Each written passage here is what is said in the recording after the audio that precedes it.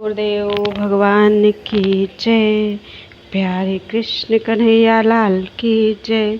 श्री गर्ग संहिता श्री मथुरा खंड चल रहा है। आज है 23वां अध्याय। श्री कृष्ण का ब्रज से लौटकर मथुरा में आगमन। श्री नारद जी कहते हैं, राजन, साक्षात भगवान श्री कृष्ण ब्रज में कई दिनों तक रहकर सबको अपना दर्शन देकर मथुरा जाने को उद्यत हुए।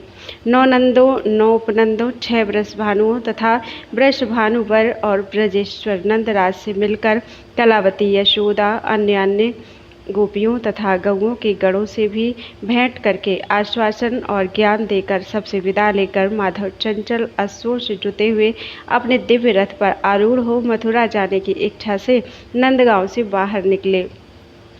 उनके पीछे पीछे समस्त मोहित ब्रजवासी बहुत दूर तक गए। वे माधव के अत्यंत कष्टमय विरह को नहीं सह सके, जिन्हें भूमंडल पर कभी एक बार भी विष्णु का दर्शन हुआ हो, उन्हें भी उनका विरह दुस्सह हो जाता है। फिर जिन्हें प्रतिदिन उनका दर्शन होता रहा हो, उनको उनके विरह से कितना दुख होता होगा, इसका वर्णन कैसे किया जा सकता है। नरेश्वर अपलक नेत्रों से श्रीधर के मुख की ओर देखते हुए समस्त ब्रजवासी गोप स्नेह संबंध के कारण प्रेम विह्वल हो उनसे बोले। गोपों ने कहा, श्री कृष्ण, तुम फिर जल्दी आना और हम समस्त ब्रजवासियों की रक्षा करना। जैसे पूर्व काल में तुमने देवताओं को अमृत प्रदान किया था, उसी प्रकार अब हमें अपने दर्शन की सुधा का पान कराते रहना। देव, केवल तुम ही सदा यशोदा के आनंददायक हो। तुम ही श्री नंदराज को आनंद प्रदान करने वाले हो और तुम ही ब्रजवासियों के जीवन हो। प्रभु, तुम ही इस ब्रज के धन हो। गोप कुल के दीपक हो और महापुरुषों के भी मन को मोहने वाले हो। जैसे निदाघ से जले हुए प्राणी को शीतल जल प्राप्त हो जाए, सर्दी से पीड़ित मनुष्य को जैसे आग मिल जाए, ज्वर से आर्त पुरुष को उपयुक्त औषध प्राप्त हो जाए और मरे हुए मानव को भी जैसे मंगलमय अमृत मिल जाए तो वे जी उठते हैं, उसी प्रकार समस्त ब्रज के लिए तुम्हारा दर्शन ही जीवन है, इसलिए तुम यहीं निवास करो। इस विषय में बहुत कहने से क्या लाभ। हमारे इस जन्म और पूर्व जन्म में जो कुछ भी पुण्य हुआ हो, उसके फल स्वरूप हमारा चित्त सदा तुम्हारे चरणार बिंदों में लगा रहे। जिनका चित्त तुम्हारे चरण कमल में लगा हुआ है, वे भक्तजन तुम्हें सदा ही प्रिय हैं। तुम प्रकृति से परे निर्गुण हो, तथापि अपने भक्तों के लिए सगुण हो जाते हो। तुम्हें अपने भक्त से अधिक प्रिय शिव, ब्रह्मा और लक्ष्मी भी नहीं है। जो ब्रह्मपद आदि की अभिलाषा को छोड़कर तुझ भगवान का निष्काम भाव से भजन करते हैं, वे युक्त चित्त पुरुष ही शांत एवं निरपेक्ष सुख का अनुभव करते हैं। श्री नारद जी कहते हैं, राजन, यूं कहकर वे सब गोप प्रेम से विह्वल हो श्री कृष्ण के देखते देखते आनंद के आंसू बहाते हुए रोने लगे। भक्तवत्सल भगवान श्री कृष्ण के मुख पर भी अश्रु की धारा बह निकली। वे प्रसन्न चेता परमेश्वर उन विरह विह्वल गोपों से बोले। श्री भगवान ने कहा, ब्रजवासियों, तुम सब मेरे प्राण हो और मेरे परम प्रिय हो। मेरा हृदय तुम लोगों में ही स्थित है, केवल शरीर अन्यत्र दिखाई देता है। मैं प्रतिमास तुम सबको देखने और दर्शन देने के लिए आऊँगा, यह वचन देता हूँ। मन से मैं दूर नहीं हूँ, मन ही सबका कारण है। हे गोपगण, यादवों से युद्ध करने के लिए जरासंध आया है, अतः यदुवंशियों की सहायता के लिए मैं जाता हूँ। तुम्हें शोक नहीं होना चाहिए। श्री नारद जी कहते हैं, राजन, इस प्रकार उन गोपों को बार बार आश्वासन देकर फिर लौटकर यशोदा सहित नंदराज को दूसरे रथ पर बिठाया और श्रीदामा आदि सखाओं को साथ लेकर उद्धव सहित रथ पर आरूढ़ हो वे सर्व कारण भगवान मथुरा को गए। वीर, जब तक रथ उसमें जुटे हुए 100 वेगशाली घोड़े और फहराती हुई पताका से युक्त तिरंगा ध्वज तथा उड़ती हुई धूल दिखाई देती रही, तब तक अन्य ब्रजवासी वहीं खड़े रहे। फिर वे अपने घर को लौट आए। श्री कृष्ण चंद्र का यह परम उत्तम विचित्र चरित्र मनुष्यों के महान पापों को हर लेने वाला है। जो भक्त प्रवर पृथ्वी पर इस चरित्र को सुनता है वह उत्तम उत्तम गोलोक धाम में जाता है। इस प्रकार श्री गर्ग संहिता में श्री मथुरा खंड के अंतर्गत नारद बहुलासु संवाद में ब्रज यात्रा के प्रसंग में श्री कृष्ण का आगमन नामक 23वां अध्याय पूरा हुआ।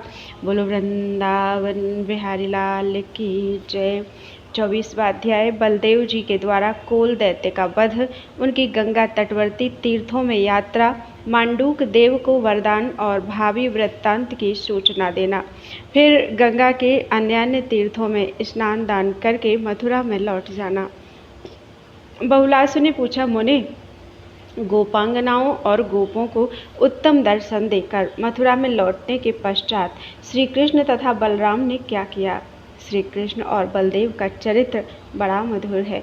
यह समस्त पापों को हर लेने वाला, पुण्यप्रद तथा चतुर्वर्ग फल प्रदान करने वाला है।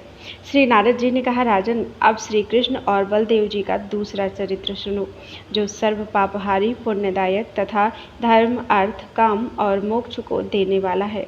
नरेश्वर कोल नामक दैत्य से पीड़ित हुए बहुत से लोग दीन चित्त हो ब्राह्मणों के साथ कौसार विपुर से मथुरा में आए। उस समय रोहिणी नंदन बलराम शीघ्रगामी अश्व पर आरूढ़ हो थोड़े से अग्रगामी लोगों के साथ शिकार खेलने के लिए मथुरा से निकले थे।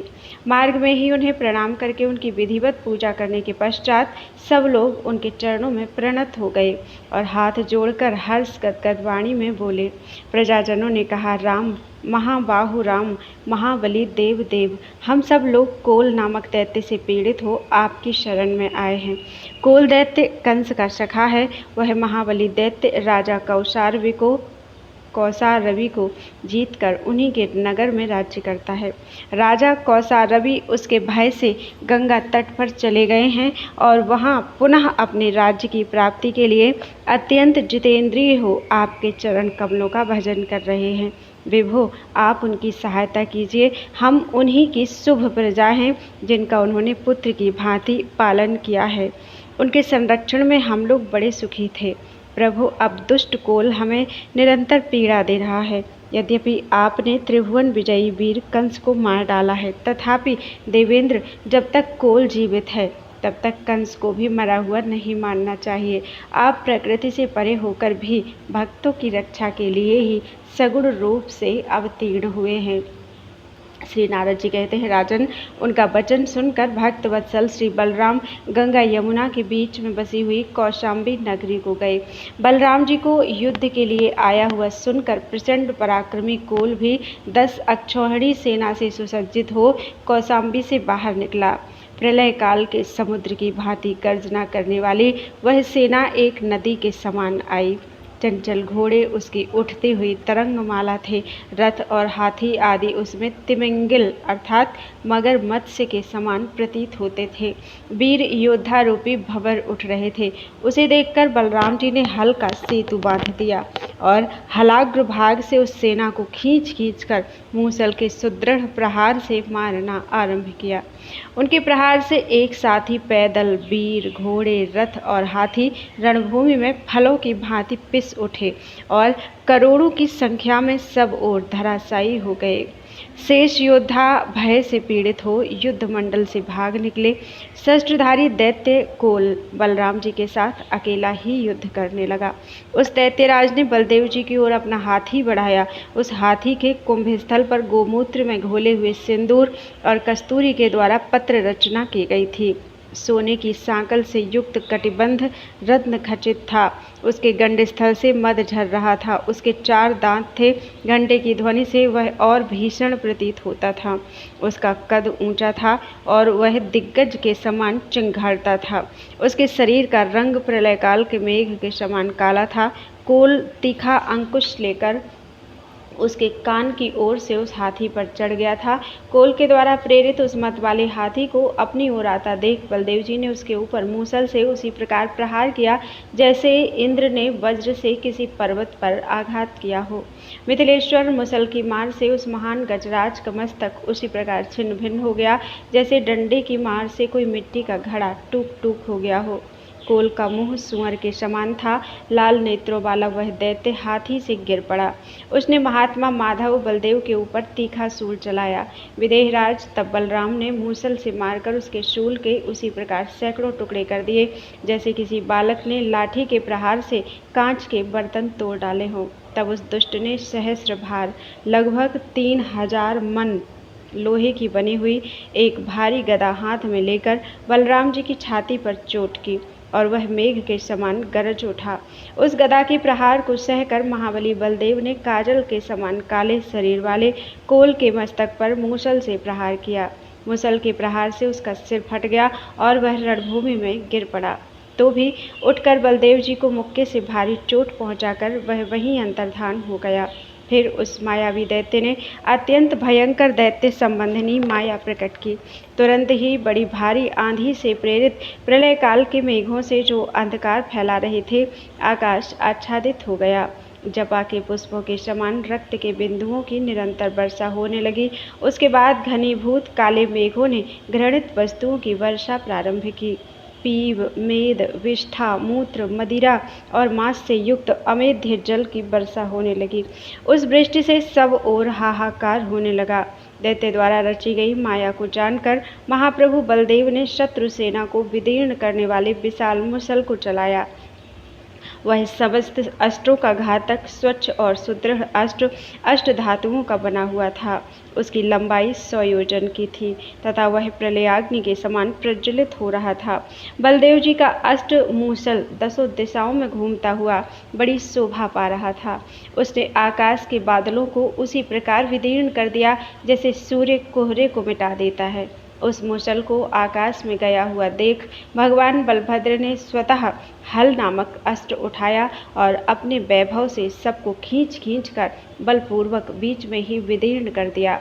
उस दैत्य की माया का नाश हो जाने पर महाबली बलदेव ने अपने बाहुदंडों से उसके मदोत्कट भुजदंड पकड़ लिए और जैसे बालक रुई की राशि को घुमाए उसी प्रकार इधर उधर घुमाते हुए उसे पृथ्वी पर इस प्रकार दे मारा मानो किसी बालक ने कमंडल पटक दिया हो। उस दैत्य के पतन से पर्वत, समुद्र और वन के साथ सारा भूमंडल एक नाड़ी घड़ी तक कांपता रहा। दैत्य के दांत टूट गए, नेत्र बाहर निकल गए और वह मूर्छित होकर मृत्यु का ग्रास बन गया।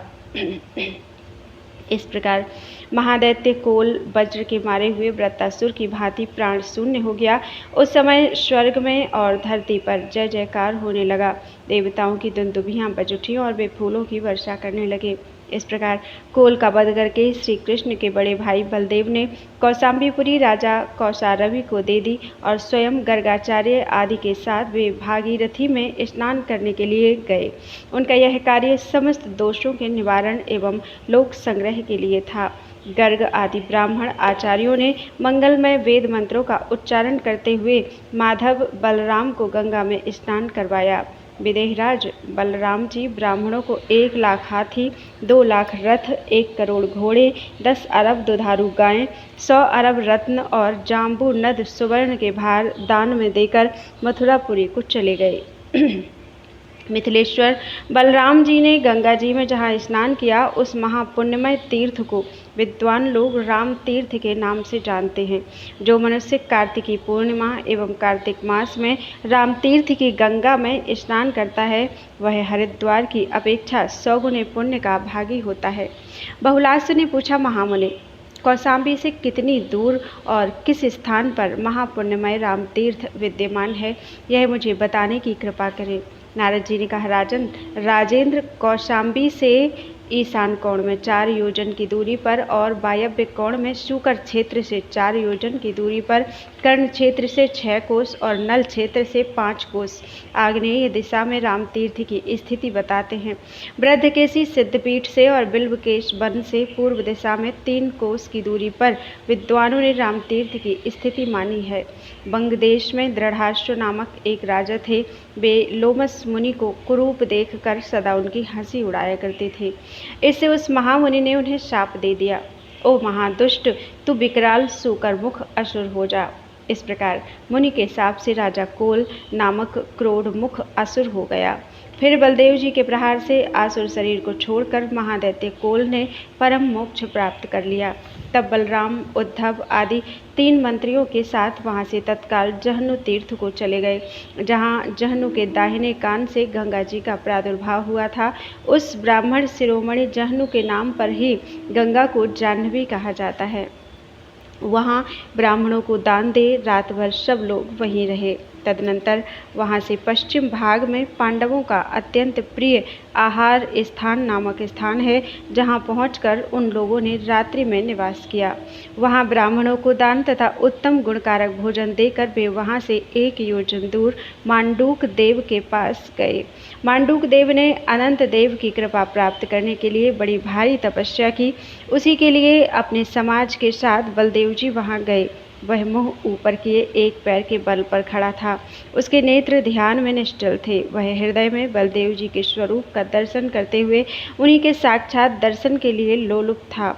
बलदेव जी ने उसके हृदय से अपनी उस स्वरूप को हटा लिया। तब उसने नेत्र खोलकर अपने आराध्य देव को बाहर देखा। अनंत देव के उस परम सुंदर रूप को उसने देखा। वे वनमाला से सुशोभित थे और एक कान में कुंडल धारण किए हुए थे। उनकी अंग कांति गौर थी तथा वे तालचिन्ह से अंकित ध्वजा वाले रथ पर बैठे थे। अनंत देव के उस परम सुंदर रूप को देखकर उसने बड़ी भक्ति से उनकी स्तुति की। फिर वह अपने आराध्य के चरणों में गिर पड़ा। बलदेव जी ने उसके मस्तक पर हाथ रखा और कहा, वर मांगो। तब वह बोला, स्वामिन, यदि आप साक्षात भगवान मुझ पर प्रसन्न हैं अथवा यदि मैं आपके अनुग्रह का पात्र हूँ, तो सुखदेव जी के मुख से निकली हुई उस सर्वोत्तम भागवत संहिता को मुझे दे दीजिए, जो समस्त कलिदोषों का विनाश करने वाली एवं श्रेष्ठ है। बलदेव जी ने कहा, अनघ, तुम्हें उद्धव जी के द्वारा श्रीमद् भागवत संहिता की प्राप्ति होगी, जिसका कीर्तन कलयुग में सर्वाधिक महत्व रखने वाला है। मांडूक ने पूछा, स्वामिन, भगवान ने उद्धव जी को भागवत संहिता सुनाने का मुख्य अधिकार क्यों दिया और उनके साथ मेरा संयोग कब होगा? आप इस मेरे संदेह का निवारण कीजिए। बलदेव जी बोले, मैं परम गोपनीय एवं परम अद्भुत रहस्य की बात बताता हूँ। आज भी मेरे निकट ये उद्धव जी विराजते हैं। तुम इनका दर्शन कर लो। यह उत्तम दर्शन तुम्हें परमार्थ प्रदान करने वाला है। परंतु आज तीर्थ यात्रा के अवसर पर तुम्हें इनका उपदेश नहीं प्राप्त हो सकता। जिस प्रकार ये भागवत के उपदेशक होंगे वह मैं तुम्हें बता रहा हूँ।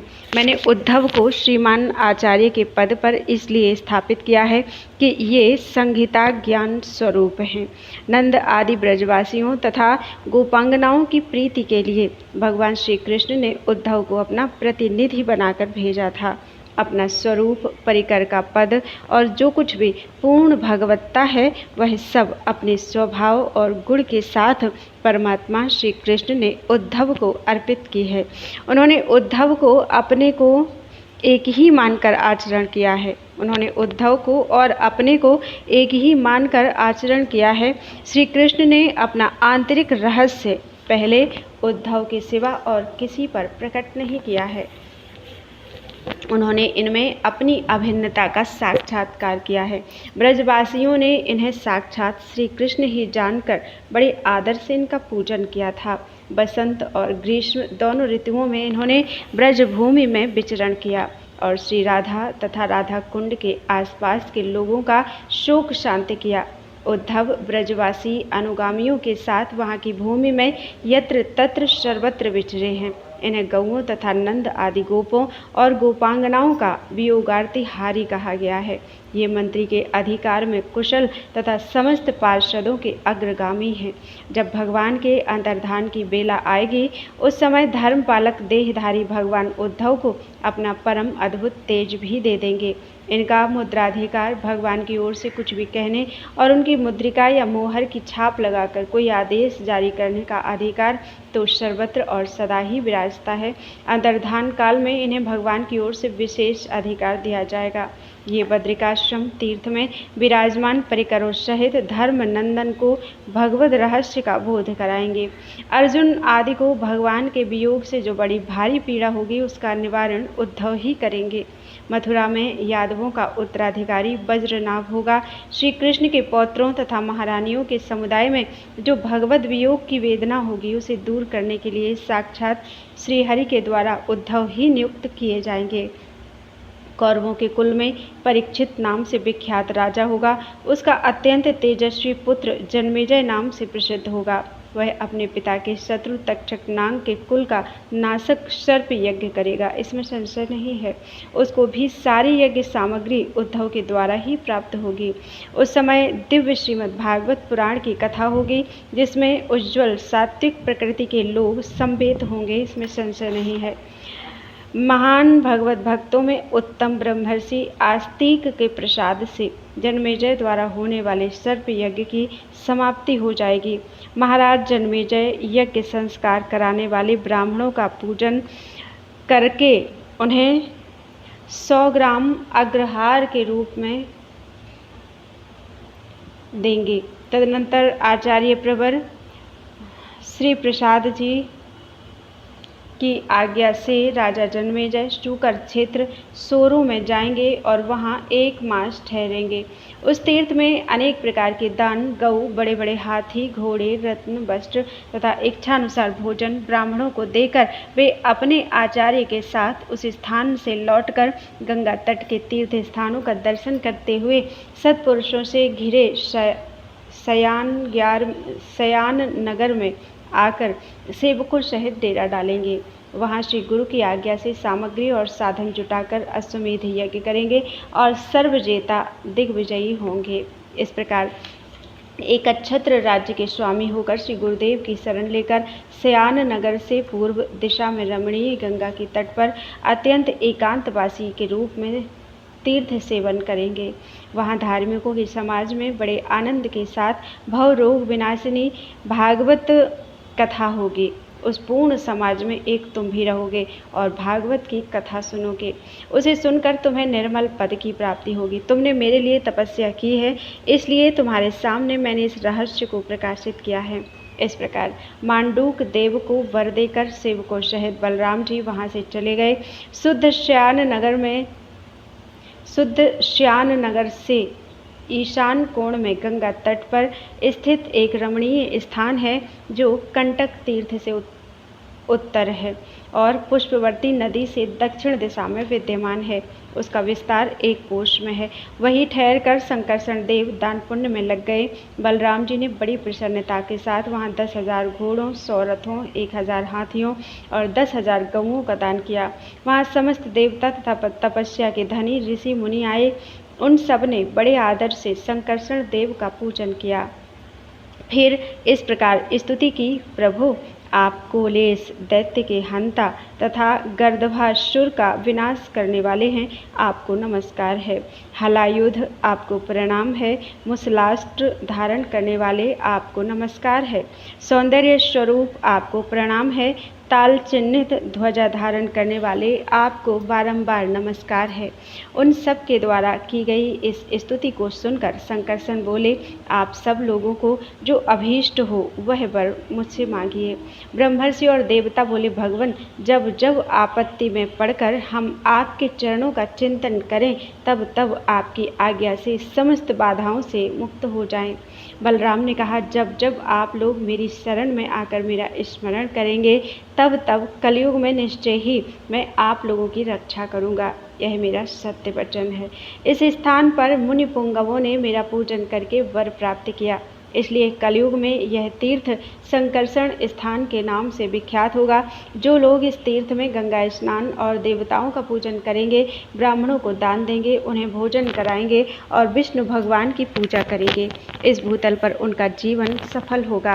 वे देवताओं के लोक में जाएंगे अथवा यदि उनके मन में कोई अभीष्ट होगा तो उस अभीष्ट को ही प्राप्त कर लेंगे। तदनंतर बलराम सबके साथ अपनी पुरी मथुरा को चले गए। कोल राक्षस का वध और गंगा के जल में स्नान करके उन्होंने लोक संग्रह के लिए प्रायश्चित किया। जो मनुष्य बल के देवता बलराम की इस कथा को सुनेंगे वे सब पापों से मुक्त होकर परम गति को प्राप्त होंगे।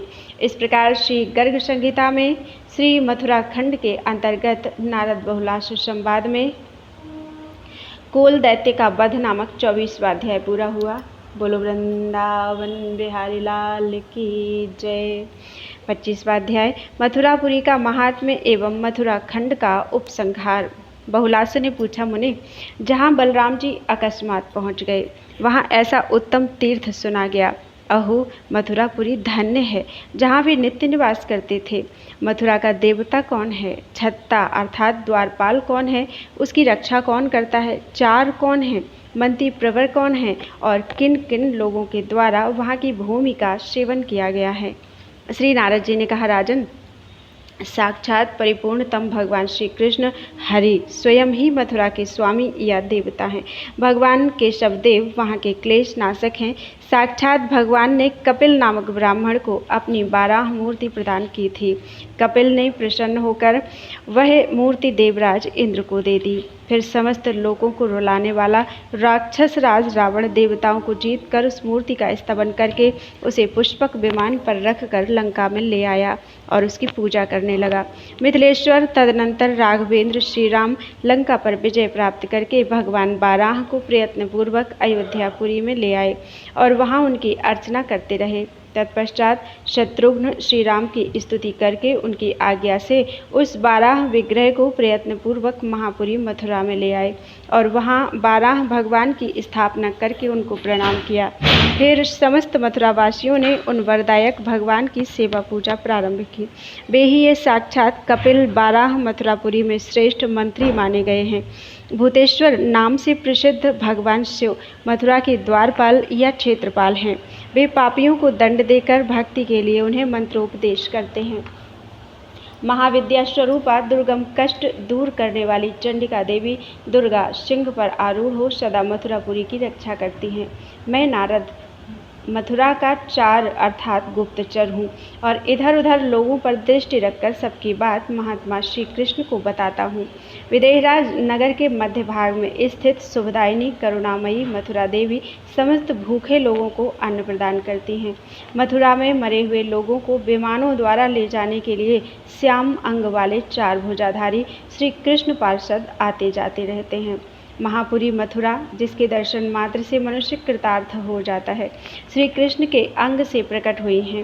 पूर्व काल में ब्रह्मा जी ने मथुरा में आकर निराहार रहते हुए 100 दिव्य वर्षों तक तपस्या की।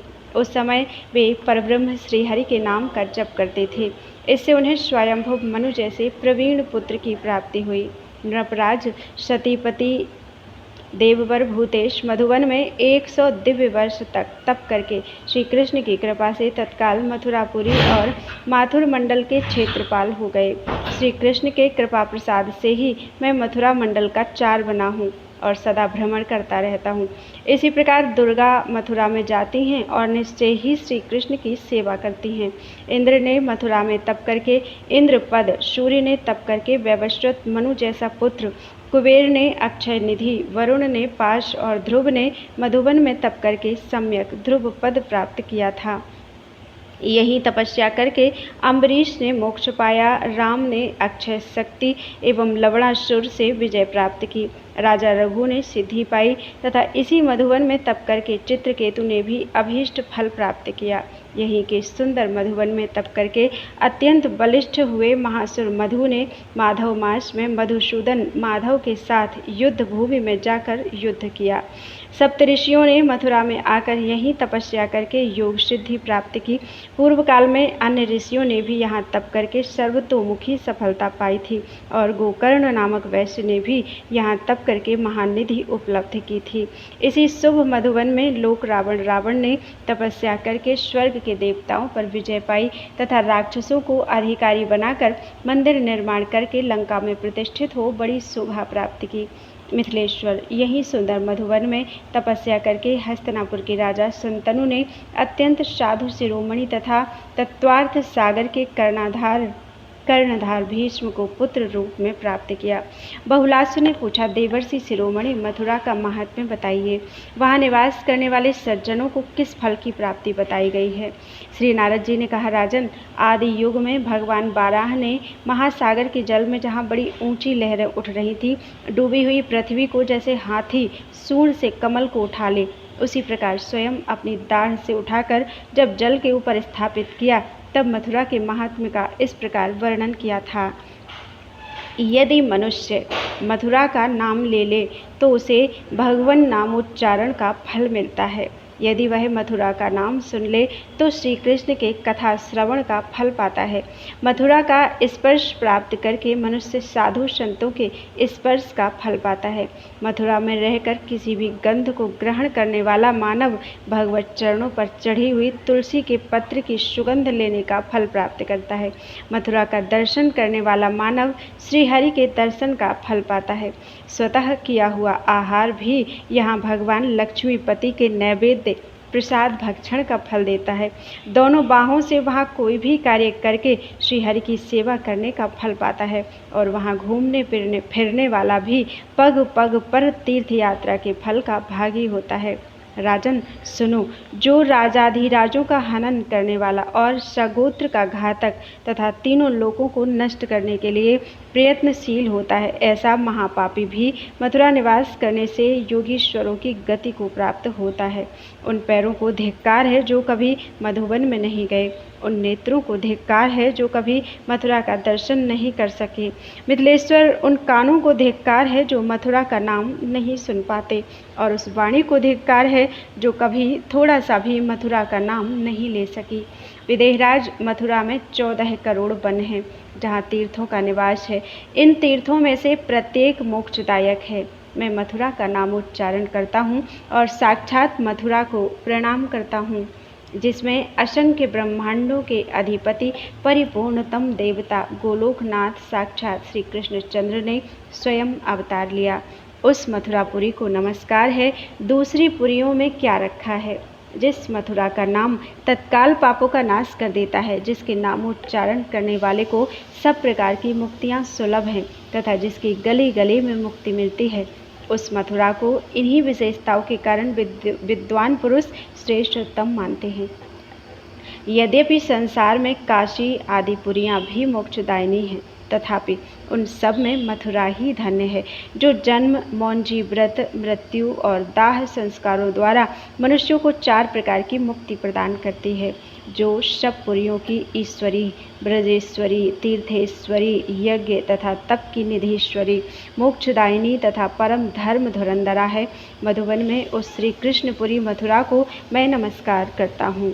वैदेह राजेंद्र, जो लोग एकमात्र भगवान श्री कृष्ण में चित्त लगाकर संयम और नियम पूर्वक जहाँ कहीं भी रहते हुए मधुपुरी के इस महात्म्य को सुनते हैं, वे मथुरा की परिक्रमा के फल को प्राप्त करते हैं, इसमें संशय नहीं है। विदेहराज, जो लोग इस मथुरा खंड को सब ओर सुनते, गाते और पढ़ते हैं, उनको यही सब प्रकार की समृद्धि और सिद्धियां सदा स्वभाव से ही प्राप्त होती रहती हैं।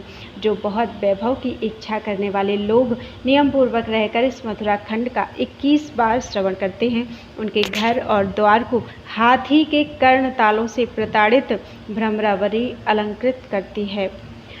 इसको पढ़ने और सुनने वाला ब्राह्मण विद्वान होता है, राजकुमार युद्ध में विजयी होता है, वैश्य निधियों का स्वामी होता है तथा शूद्र भी शुद्ध निर्मल हो जाता है। स्त्रियां हों या पुरुष, इसे निकट से सुनने वालों के अत्यंत दुर्लभ मनोरथ भी पूर्ण हो जाते हैं।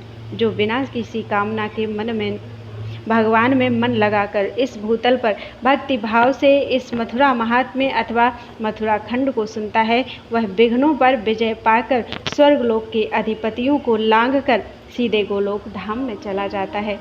इस प्रकार श्री गर्ग संहिता में श्री मथुरा खंड के अंतर्गत नारद बहुलाशु संवाद में श्री मथुरा महात्म्य नामक 25वां अध्याय पूरा हुआ। बोलो वृंदावन बिहारी लाल की जय। श्री मथुरा खंड संपूर्णम। द्वारिका खंड। ओम श्री गणेशाय नमः।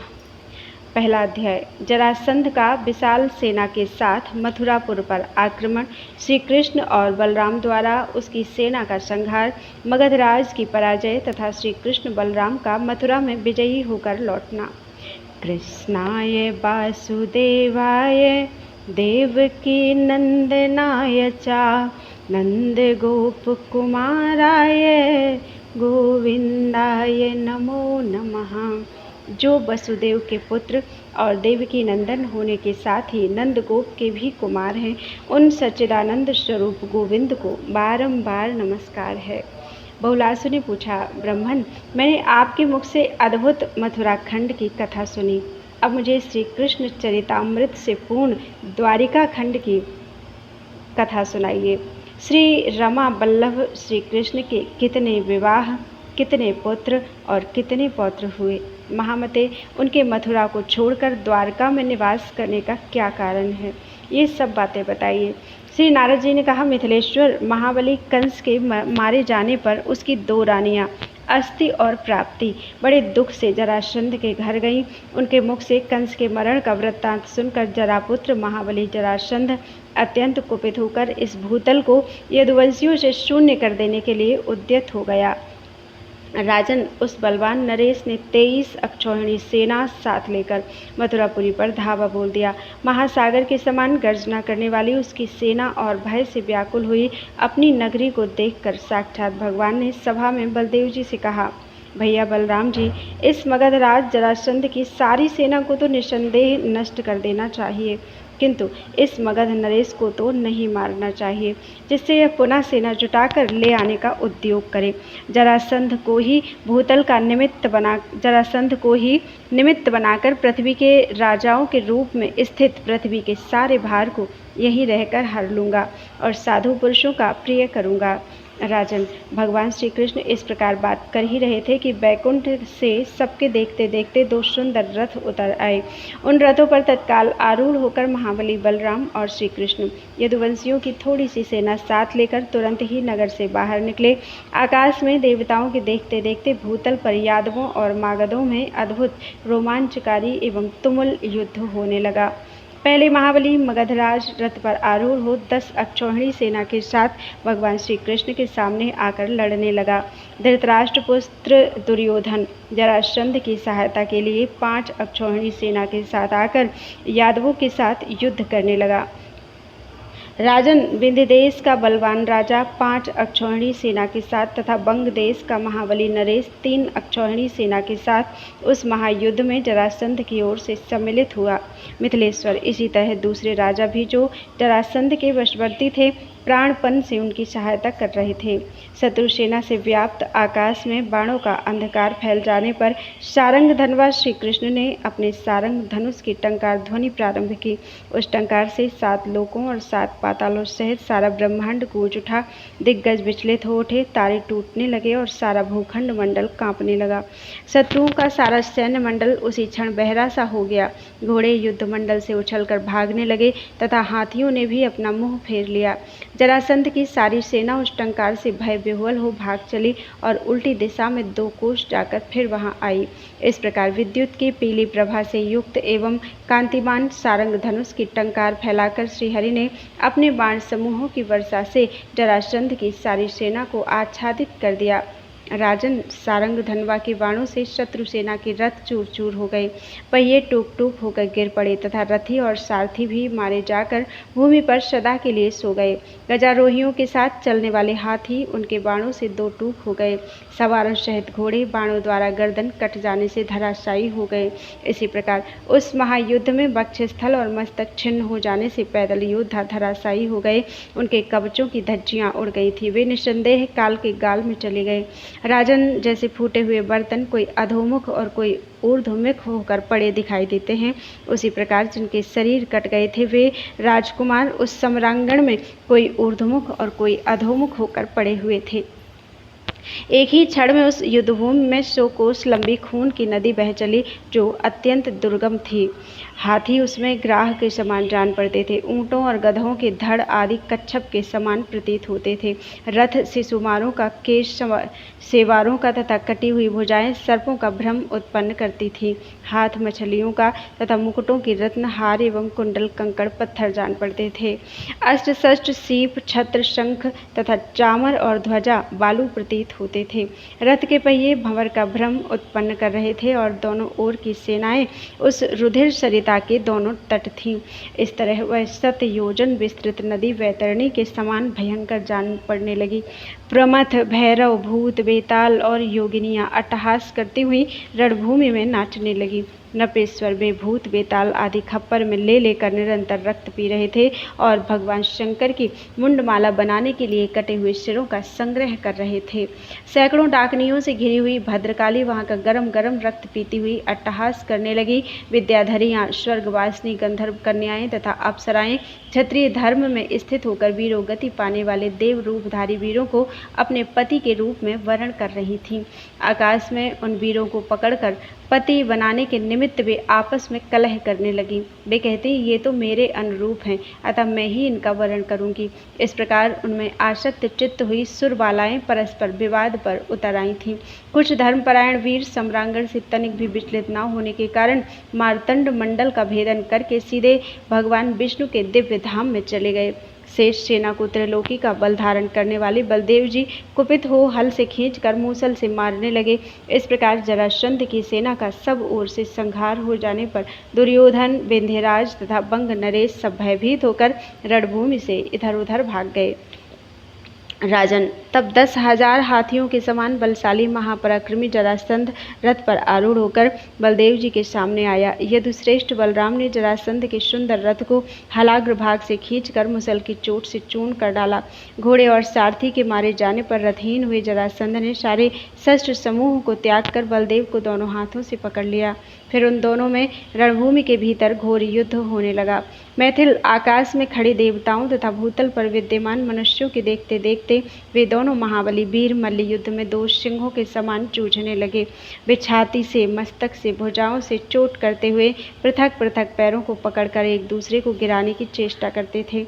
उन दोनों के युद्ध से वहां का सारा भूखंड मंडल खुदकर गड्ढे के समान हो गया। राजन, उस समय भूमि सहसा बटलोई की तरह 2 घड़ी तक कांपती रही। तब यदुश्रेष्ठ बलराम ने अपने बाहुदंडों से जरासंध को पकड़कर इस पृथ्वी पर इस प्रकार दे मारा मानो किसी बालक ने कमंडल पटक दिया हो। बलराम ने जरासंध के ऊपर चढ़कर उस शत्रु को मार डालने के लिए क्रोध से भरकर घोर मुसल हाथ में ले लिया। यह देख परिपूर्णतम परमात्मा श्री कृष्ण ने उन्हें तत्काल रोक दिया। तब यदुकुल तिलक बलराम ने उसे छोड़ दिया। जरासंध ने लज्जित होकर तपस्या के लिए जाने का विचार किया, परंतु अपने मुख्यमंत्रियों के मना करने पर मगधराज तपस्या के लिए ना जाकर मगध देश को ही लौट गया। इस प्रकार मधुसूदन माधव ने जरासंध पर विजय पाई। युद्ध में जो कुछ भी धन वित्त हाथ लगा वह सब सुखावह वैभव साथ लेकर यादवों को आगे करके बलदेव सहित परिपूर्णतम भगवान साक्षात भगवान श्री कृष्ण सूतों, मागधों और बंदीजनों के मुख से विजय गान सुनते हुए शंखध्वनि, दुंदुभिनाद तथा वेद मंत्रों के भारी घोष के साथ मथुरापुरी में प्रविष्ट हुए। मार्ग में मांगलिक वस्तुओं, खीलों और फूलों से उनकी पूजा होती थी। प्रत्येक द्वार पर मंगल कलश से सुशोभित पुरी की शोभा देखते हुए पीताम्बरधारी श्याम सुंदर विग्रह, शुभांग शोभित चमकीले किरीट, अंगद और कुंडलों से उद्भासित सारंग आदि अस्त्र शस्त्रों को धारण करने वाले भगवान गरुड़ध्वज, तालध्वज बलराम के साथ मुख से मंदहास की छटा बिखेरते हुए राजा उग्रसेन के पास जाकर उन्हें सारी धन सामग्री भेंट की। उस समय चंचल घोड़ों से जुता हुआ उनका रथ उद्दीप्त हो रहा था तथा देवगण उनकी पूजा प्रशंसा कर रहे थे। इस प्रकार श्री गर्ग संहिता में श्री द्वारिका खंड के अंतर्गत नारद बहुलाश्व संवाद में जरासंध पराजय नामक पहला अध्याय पूरा हुआ। बोलो वृंदावन बिहारी लाल की जय। त्वदीयं वस्तु गोविंदम तुभ्यमेव समर्पयेत्।